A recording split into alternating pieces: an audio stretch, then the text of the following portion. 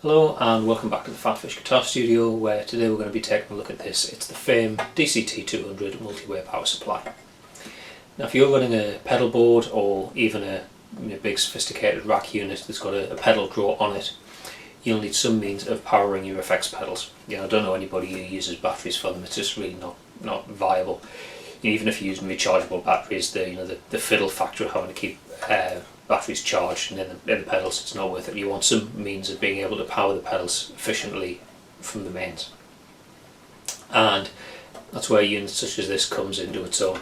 It's got a single mains input and then lots of outputs to go to your individual pedals. What I was using before this is a little bit cheap and cheerful, and it was this. So the cheap and cheerful solution is a single mains power supply, like a wall wart, I guess you call it. Now this is quite high output. It outputs a whole amp, 1000 milliamps, on a single output, and then we go to daisy chain cable. So one end of the daisy chain cable goes into the adapter, and then individual things go into individual pedals. Relatively low cost. The problem is, if you haven't got the ideal setup, if your main supply is not particularly good, if the pedals don't play nicely together, you get quite a bit of noise. I didn't have a lot of bother with this at home because I've got quite good mains power supply. Pedals work okay together. But if you want to take your pedals out and about and you don't know what sort of environment you're going to be playing in, you need something a bit more sophisticated. You need something like this. Now, the most important feature about this when I was looking to buy it is it's isolated. So if you've got a number of different power outputs on here to go to individual pedals. Each of these is isolated from all of the others. If it's isolated, it's lower noise, it's more reliable. Okay, let's have a look at the box and show you what it's got going on. So this is it. It's a nice solid all metal construction, feels nice and heavy. Let's start around the back here, where we've got the power in and the master switch to control the power that comes out towards your pedals. We've also got the switch here for selecting the mains voltage, either 230 volts or 115, and it's got a nice cover over there to stop you knocking that accidentally. These things do get warm, as you'll know if you've used adapters and power supplies in the past, so a bit of venting there to keep the internal components nice and cool. So around the front here we've got this little thing here. We've got the LED that will come on to let you know when it's in use. Two outputs here fixed at 12 volts AC and 12 volts DC, and then across here we've got 8 regular outputs. By default these are 9 volts at 100 milliamps, apart from these two which are 9 volts at 250 milliamps. So they're useful for more power hungry pedals that you might have, some like higher end digital delays and so on. But it's got a trick up its sleeve. If you have a look underneath, there's a series of little dip switches. So using the dip switches on the bottom, we can control what happens with these outputs. Like I say, by default 9 volts out, but when the dip switches are on, you can control these individually, and with the dip switch on, the first 4 you get 12.3 volts at 60 milliamps.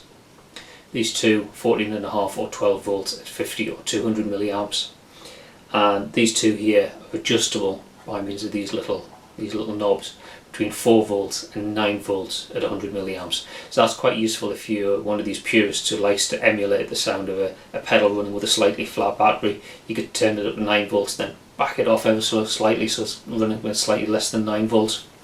Emulate that kind of sound. So very controllable and very flexible. Lastly, also on the bottom it comes with these 4 rubber feet, but they easily unscrew, so if you want to mount that flush onto a pedal board, you can do. Currently I'm just using this on my pedal board, as you can see in this photograph here, but I am aware that there is a little bit of spare space in here, and I know of at least one person who's opened the box up and modified the chassis slightly so it's got like an angle, and you mounted it underneath like an angle type of pedal board, Don't know if I necessarily recommend that, because obviously it's going to invalidate the warranty and all that sort of thing, and unless you really know what you're doing, don't forget that this runs at your mains voltage, so 230 volts in my case. Here in the UK, that is plenty enough to kill you. So if you don't know what you're doing, or you're a bit careless and you leave a stray wire, you've got something that could be quite deadly. So only experiment with the internals of this if you're really sure that you know what you're up to. Let's talk briefly about what this comes with. So I've just taken this off my board. There's half a dozen cables on there already. However, in the box, this is the selection of spare cables. I've never had a product that comes with so many spare connectors and just in case things. So, nowadays you'd expect people to sell you the basic product and then offer you additional things that you can buy. But this comes with a whole load of different, just regular power cables in different lengths, some black, some blue, some red, so you can colour code up your board. It also comes with some like jack socket style, so if you've got the old crybaby type things, you can wire those up. The only thing I notice it doesn't seem to do is flip between centre positive and centre negative, so you've only got the default centre negative type of polarity. I've never come across a pedal personally that had centre positive, but if you need something that does that, you either need to start cutting cables open and swapping wires over, or possibly look for a different power supply. So that's the Fame DCT-200 multi-way power supply. I've been using this on my own board for a couple of months now and really like it. It's reliable, low noise, no accessories with it at all, and for the money, excellent value. You can get similar units from some other companies who they also tend to manufacture their own pedal boards, so because you can get something that integrates really well with the pedal board solution, they tend to be a bit pricier, but I think this, for the money, excellent value.